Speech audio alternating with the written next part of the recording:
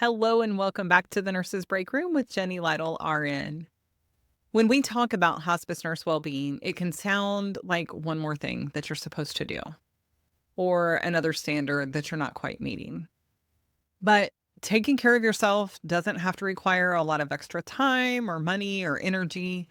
Sometimes it begins with noticing what you need and making one small decision that helps you move through your day differently. If you're just joining this series, here's where we've been.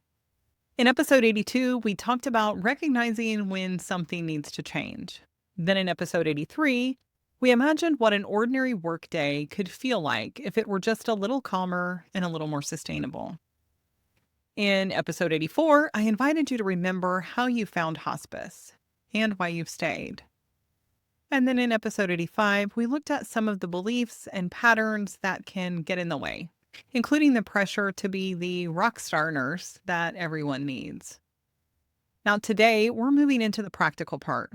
What does taking care of yourself actually look like in the middle of a real hospice nurse's workday? You can't respond to a need that you haven't allowed yourself to notice.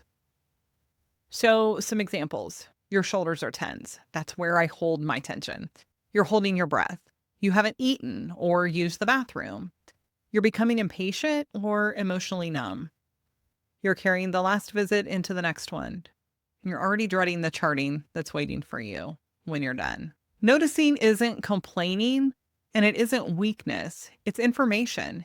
It gives you the opportunity to respond before stress completely takes over. One of the things that you can do is a simple reset in between visits. So for 60 to 120 seconds, pause before starting the car. Feel your feet and the support beneath you. Take a slower breath, allowing the exhale to be a little longer. Unclench your jaw, relax your shoulders, and ask, what do I need before I walk into the next home? And the answer might be water, a snack, the bathroom, 1 minute of silence, a prayer or music or a quick stretch, or just a reminder that the last visit is over and you've done everything you could. This isn't about completely eliminating your stress.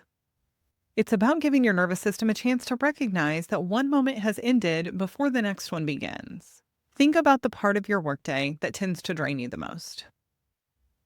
Is it getting started in the morning? Driving between visits?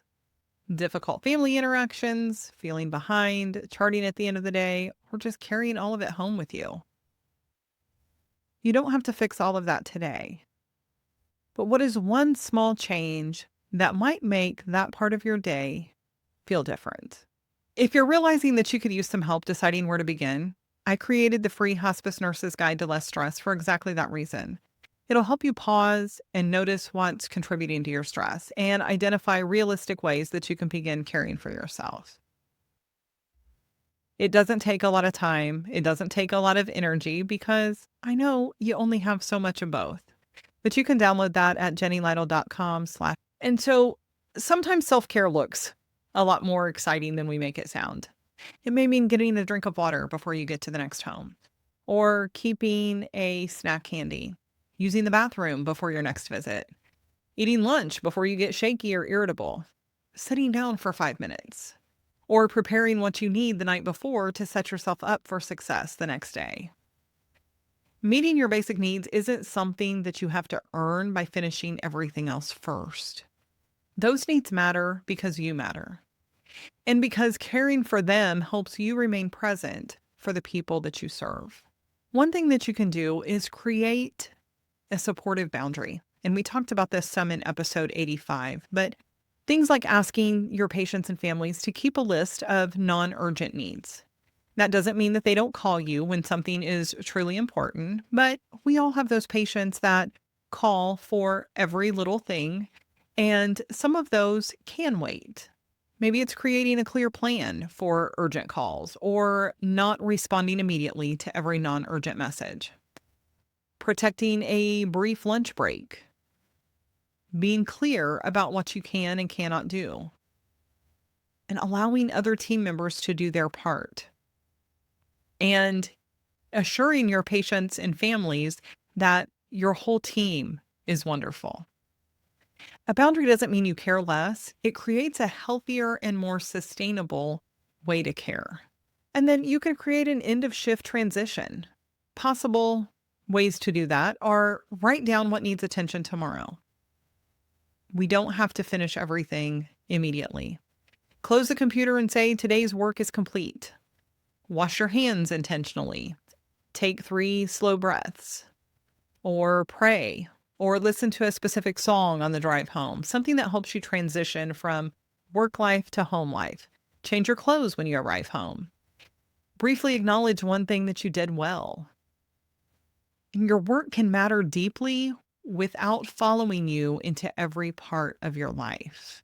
And in closing, taking care of yourself doesn't have to begin with changing your entire life.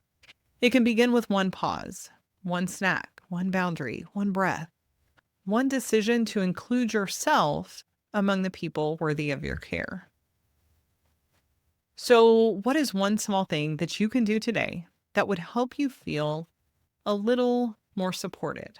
And if you're realizing that a generic list of self-care ideas isn't enough, that doesn't mean you're weak or that you're no longer meant for hospice nursing. You may simply need support. You may need help identifying what it is that's creating the most strain and what realistic changes would help you. And that's the kind of work that we do together through the Hospice Nurse Reset. You can learn more or reach out to me at jennylytle.com. Until next time, remember, if this episode helped you, follow the show and leave a rating or review, and share with another hospice nurse who may need this reminder. Until next time, remember, self-care isn't selfish. It's essential if we want to continue to care for others and live our best lives. Have a great week.